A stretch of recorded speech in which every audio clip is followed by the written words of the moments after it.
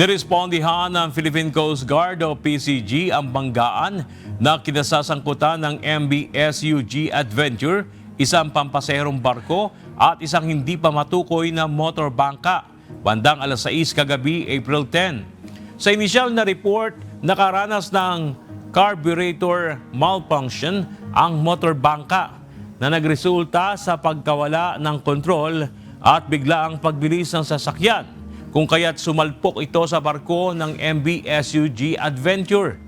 Dahil sa lakas ng impact, tumaob ang motor bangka, kaya't nahulog sa tubig ang 3 pasahero nitong sakay. Agad namang rumisponde ang mga otoridad at nasagip ang lahat ng pasahero na nagtamo ng mga sugat.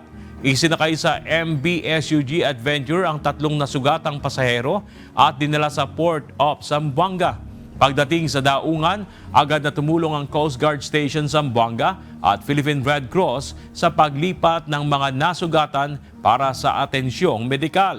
Sa ngayon, patuloy ang sinasagawang investigasyon ng PCG upang matukoy ang buong pangyayari at mga sanhi ng nasabing insidente.